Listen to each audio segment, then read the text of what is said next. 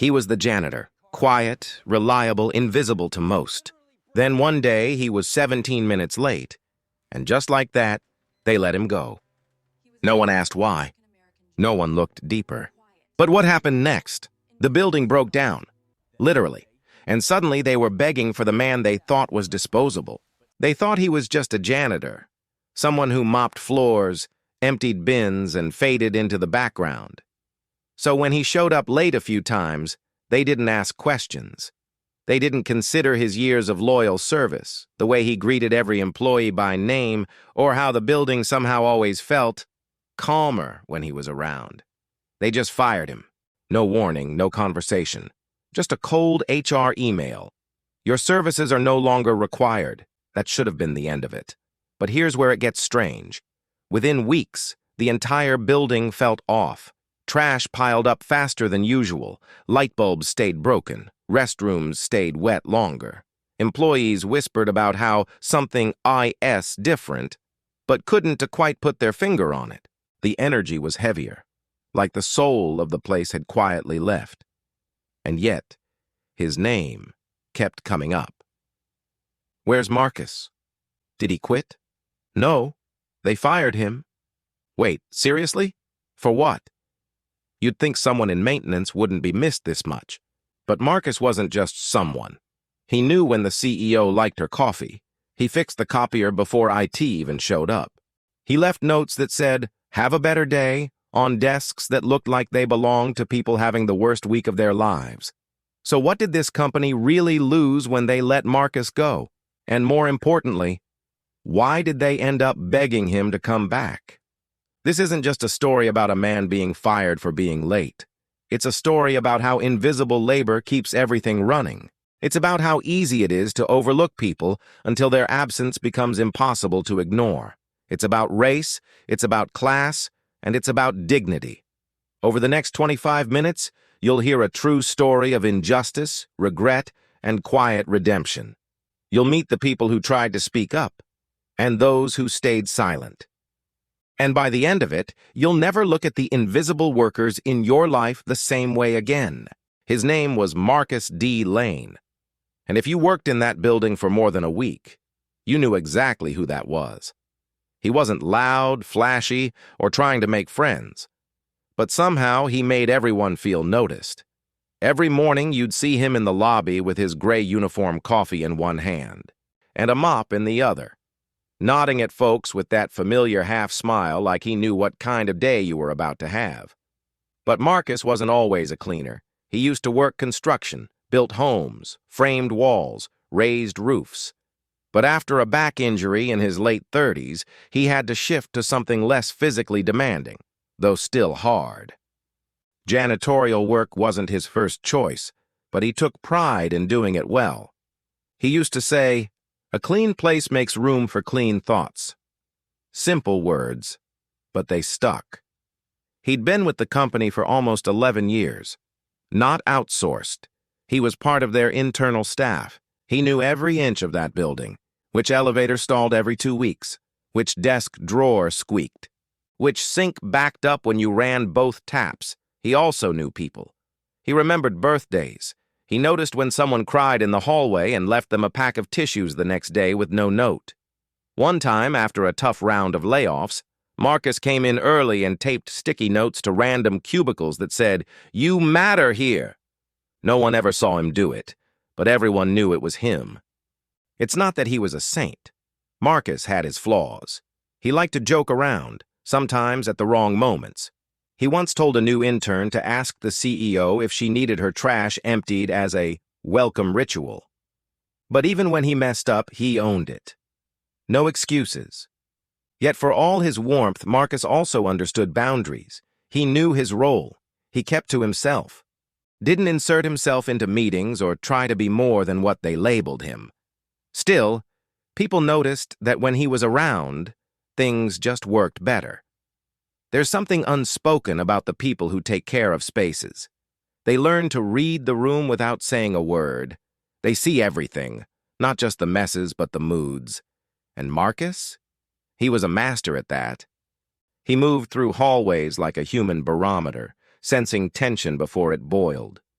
If two departments were clashing, Marcus knew it before management did.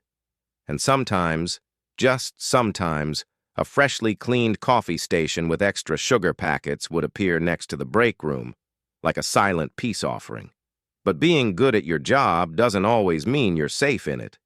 And being liked doesn't always mean you're valued. Marcus had never been written up before, never had an official warning. But during the last 3 months before he was fired, he was struggling. His mother, who lived in another state, had fallen ill.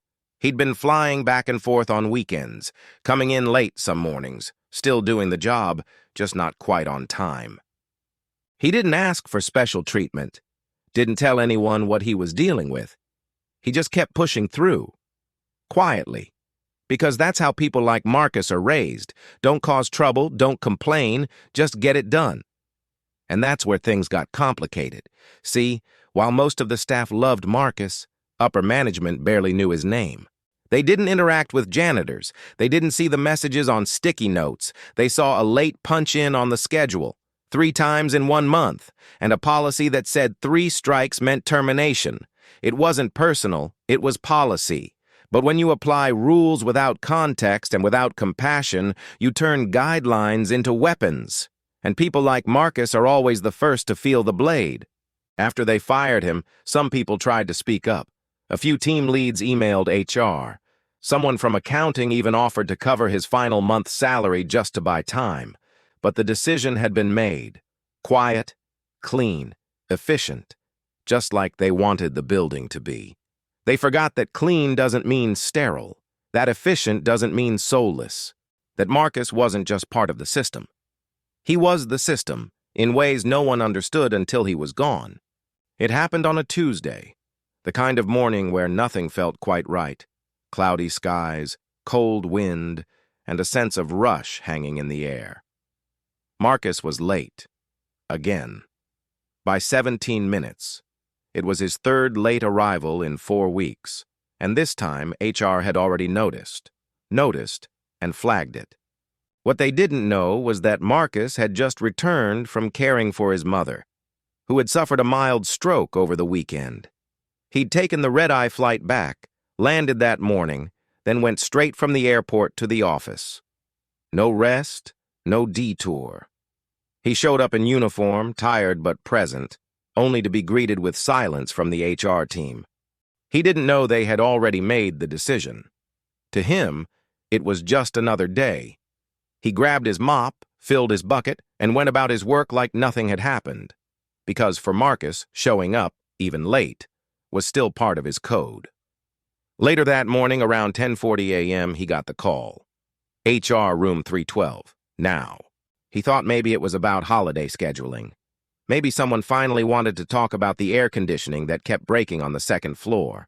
Or maybe it was about switching shifts with a new hire. Something small. But when he walked in, it was cold. 3 people, 1 document, no smiles.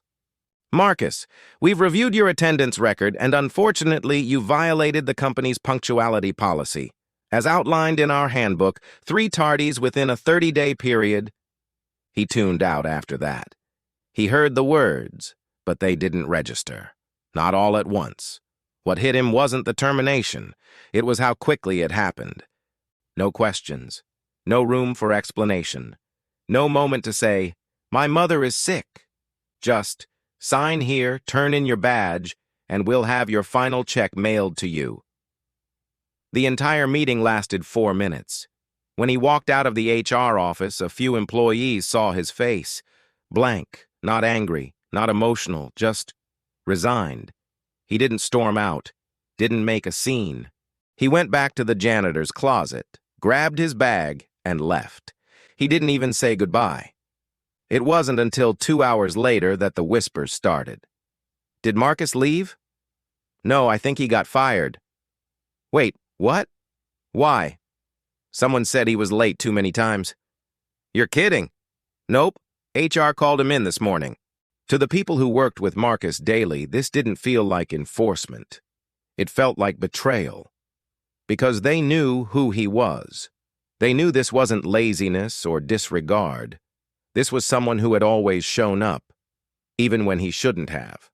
someone who worked through injuries, who came in on holidays, who stayed late after power outages just to reset every breaker manually. They knew the context. HR didn't care for it. The next morning, something felt broken. The office smelled off. No fresh floor polish. The break room trash was overflowing. The bathroom still had paper on the floor from the night before. It was the first time in years that the building didn't open itself up like it usually did. It felt like walking into a space that had just been abandoned, not physically, but spiritually. A junior manager named Carla emailed HR. "I understand Marcus was terminated due to punctuality policy. I just want to go on record and say this doesn't reflect the values we preach in this organization. He was essential." No response. Another manager, Brian from IT, tried calling someone in HR. He was told, "The policy is clear. We can't make exceptions." It became obvious that upper management had no interest in revisiting the decision. To them, Marcus was replaceable, just a janitor, just another body on payroll. But to the people who walked those halls, used those restrooms, spilled their coffee and saw it cleaned before they even reported it, Marcus was the rhythm of the place. And now, that rhythm was gone. That's what went wrong. Not just the firing, but the failure to recognize who he truly was. The complete erasure of humanity from a process that should have been built around it. Marcus wasn't let go because he didn't care. He was let go because the people making the decision didn't. The week after Marcus was fired, no one said it out loud, but the entire building felt different. At first, it was the small things. The front door was sticky again, the one Marcus used to oil quietly every Thursday morning. The break room smelled faintly of spoiled milk. A coffee stain sat on the third-floor carpet for 2 days before anyone addressed it. The new cleaning staff? Temporary contractors, rotating, inconsistent. They didn't know which bins overflowed faster. They didn't know which restrooms got the lunchtime rush. They didn't know the rhythm of the building, and more importantly, they didn't care. You could hear the shift in people's voices. "I miss Marcus. He always had that air freshener in the lobby. Remember how he used to hum while he mopped? I actually liked that." None of these were in his job description, but all of them were part of the ecosystem he quietly maintained. Then came the bigger problems. The Monday after Marcus left, the second-floor women's restroom flooded. A pipe burst behind the sink, a slow leak that Marcus had noticed months earlier and logged with maintenance. But no one followed up. Now, water was everywhere. 2 departments had to relocate temporarily. IT lost a server tower from moisture damage. Insurance was contacted. Cost to repair? Over $27,000. 3 days later, an elevator short-circuited and stalled between floors. Marcus had warned that panel was acting up, even left a note with facilities. No one acted. 2 employees were stuck for 37 minutes. HR received complaints. Legal got involved. The building wasn't just breaking down. It was unraveling. Employee morale dipped. Absenteeism went up 14% within a month. Several staff members reported feeling disconnected from work, citing a tense atmosphere. But no one could pinpoint what was wrong. Not exactly. A company-wide email went out. "We want to acknowledge that transitions, including staffing changes, can impact workplace energy. Let's all continue to uphold our shared values of professionalism and positivity." It was the corporate equivalent of shrugging. The irony? Marcus never even asked for acknowledgement. But now his absence was being felt louder than his presence ever was. Some teams began assigning one person each week to handle the little things. Trash, coffee filters, sanitizing shared desks. It was inefficient. People forgot. Arguments broke out over who was supposed to do what. The building had relied on invisible labor for so long that no one realized how much of their daily peace was being carried by one man. In the quarterly meeting, the VP of Operations asked if anyone had noticed a general drop in vibe. A junior staffer raised her hand and simply said, It's Marcus. We lost something when we lost him. Dead silence. That same week, the Diversity and Inclusion Committee met. One of their initiatives was to highlight essential non-management staff in a monthly spotlight. Marcus was supposed to be the first feature. Now, he was gone, fired by the same system that was about to celebrate him. The head of HR was defensive. We followed protocol. It's not personal, but it was personal. Just not to them. To everyone else, Marcus was woven into the culture, not in the flashy office hero way, but in the quiet consistency that held people up when they didn't realize they needed it. Then, something happened that broke the last thread. Two longtime employees, Carla and Brian, the ones who had tried to advocate for Marcus, handed in their resignations within days of each other. Both cited value misalignment in their exit interviews. Brian's final note read, "If a man can hold this building together with a mop and we toss him out for being human, then this isn't a place I can respect." Carla didn't even leave a quote. She just left a photo of Marcus's sticky note from months earlier. "You matter here." Now that message felt like fiction. Recruitment struggled to fill janitorial roles. The contractors hired through agencies kept quitting. One lasted 3 days. Another left mid-shift saying, "This place is weirdly tense." Eventually, the head of facilities sent an internal request to try and contact former staff to check rehiring interest. Translation, they wanted Marcus back. It took another 3 weeks before someone from HR reached out. They emailed. No response. They called. Straight to voicemail. They even sent a letter via FedEx expressing regret for the abrupt nature of the dismissal and requesting a meeting to explore reinstatement options. For the first time, they acknowledged the truth. They had made a mistake. But Marcus wasn't in a rush. He'd been offered another job in the meantime, a smaller company, fewer people, but more respect. They didn't just want a janitor, they wanted him, and there he didn't feel invisible. His name was known, his work noticed. Someone even asked if he'd trained them on how he organized supply closets, and took notes. So when the old company asked to meet, he didn't say no, but he didn't say yes either. He just said, "Let me think about it." Because sometimes the people who used to overlook you need to sit in that discomfort a little longer. The first message was polite. "Hi, Marcus. We hope you're doing well. We'd love to reconnect. Please let us know if you're available to talk." He didn't respond. The second message came 3 days later, more formal, a little more desperate. "We'd like to request a meeting regarding potential re-employment options. There may be new opportunities within the organization that align with your strengths." He left it on red. It wasn't that Marcus was being petty. It's that something had shifted. He'd given more than a decade to that building, knew it better than the people managing it, and when he needed a little grace, just a conversation, they gave him paperwork. Now they wanted a conversation? They didn't want him back. They wanted what he provided back. But Marcus had spent enough time being useful. What he wanted now was respect. After the letter, a full page mailed to his apartment, Marcus agreed to meet, but he set the terms. "You'll meet me at the diner, the one on 8th, not your office." 3 of them showed up, HR, operations, and someone new from facilities. All eager smiles, trying to pretend nothing had happened. Marcus showed up 10 minutes late, intentionally. He ordered a coffee, black. Then he waited. They started with small talk. "How's your mom?" "How's the new job?" He nodded. "She's better. The new place is solid." Then, finally, the pitch came. "We want to bring you back. Everyone misses you. The place hasn't been the same."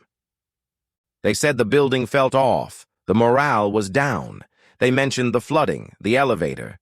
They didn't say it was his fault, but they made it clear that his absence had left a hole no one could fill. They even offered a raise. Full-time with benefits. A new title, Facilities Coordinator. They said it came with more respect, more input. Marcus listened, calm, quiet. Then he asked one question. What changed? Silence. They looked at each other. HR cleared her throat. We underestimated your impact. We should have handled things differently. Marcus nodded slowly. You didn't just handle it wrong. You handled me wrong. Another pause. He continued.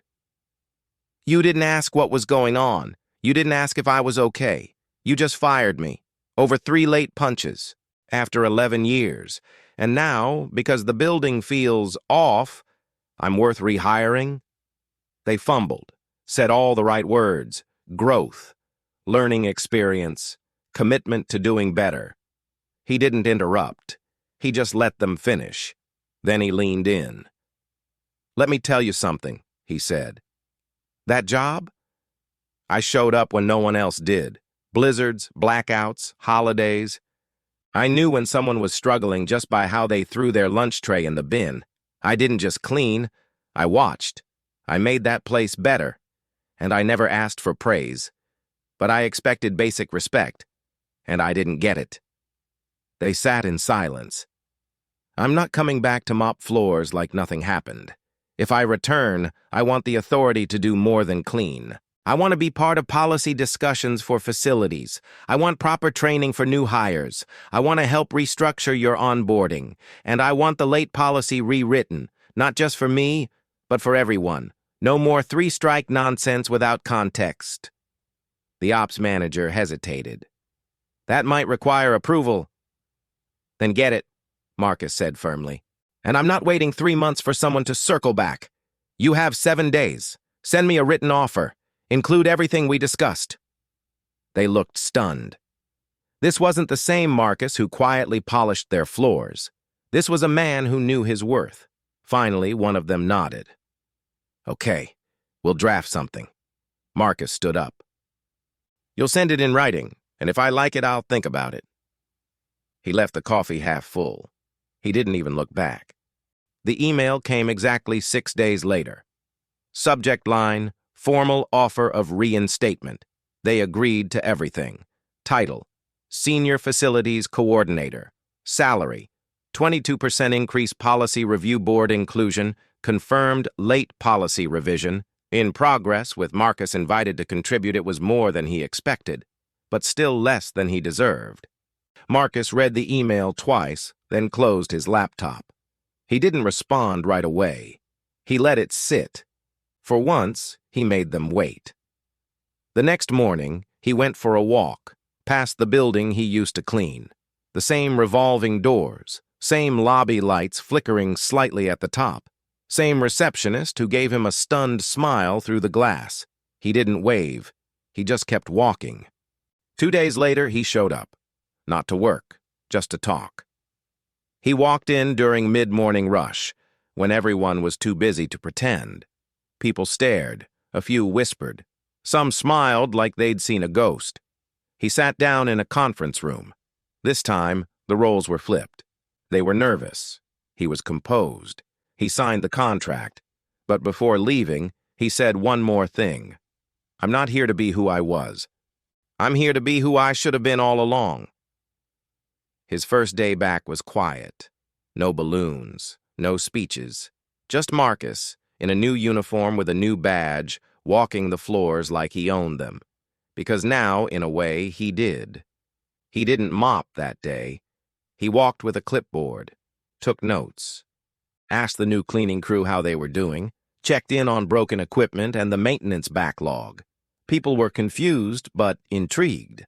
By the end of the week, he'd rearranged supply closets, created a feedback loop between departments, and scheduled training for the contractors. He even held a 15-minute invisible roles talk for junior employees. Someone joked, Marcus is in boss mode. He smiled, but he wasn't trying to be a boss. He was trying to rewrite the rules. The following week, Marcus introduced a new checklist system for each shift. A small thing, but it gave the staff a voice. Every Friday, he brought in donuts and left one on the desk of the quietest worker, the one no one usually noticed. He revived the sticky notes, too. This time, they didn't just say, "You matter here." They said, "Thanks for being someone who shows up. This place feels better because of you." I saw how you handled that. It made a difference. He never signed them. He didn't have to. People knew. Managers stopped calling him maintenance. They started calling him Marcus.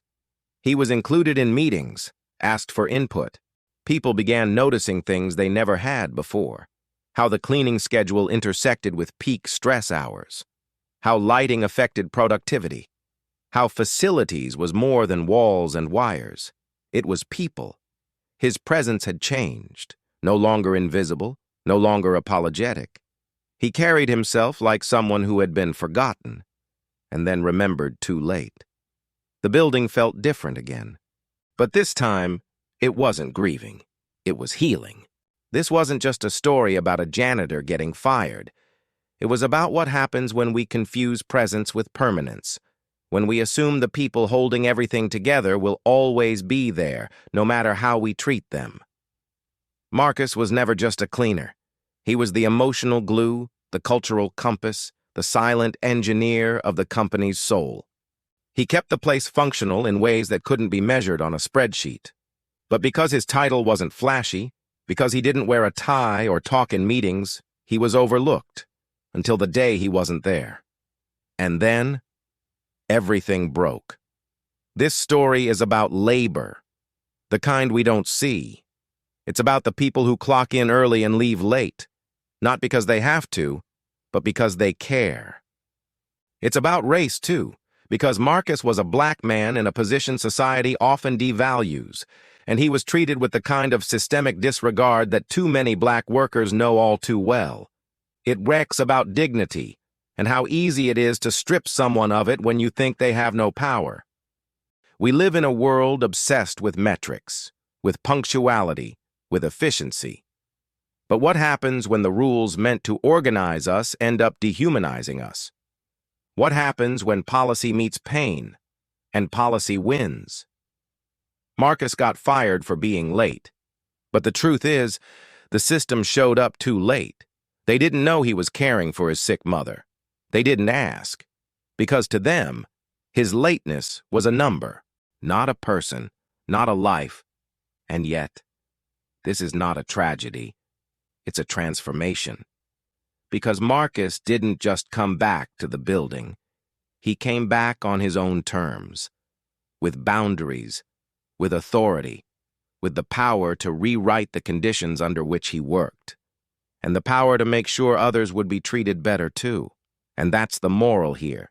You don't have to be loud to lead. You don't need a title to matter, and you don't need to accept disrespect just because you're used to being overlooked. Marcus came back, but he wasn't the same man. He came back stronger, and in doing so, he reminded everyone, from interns to executives, that value isn't just about output. It's about presence, integrity, humanity. So what can we learn? Respect doesn't begin with job titles. It begins with how you treat the people who do the work no one claps for. Policy is not a substitute for people skills. Rules need context. Enforcement needs empathy. The quiet ones are often carrying the most. Just because someone doesn't speak up doesn't mean they aren't at holding things down. Redemption is powerful, but respect is better. Don't wait until someone leaves to value what they bring. Change can start from the bottom, but it shouldn't have to. It was time we stopped forcing the most overlooked people to carry the burden of fixing broken systems. Think about your own space, your office, your neighborhood, your classroom. Who are the people keeping it together quietly? Who's making your life easier, without ever asking for thanks? Have you seen them? Have you thanked them? Because sometimes the greatest loss isn't when someone walks away. It's when you never truly saw them in the first place. And sometimes the most powerful return is the one that rewrites the rules for everyone.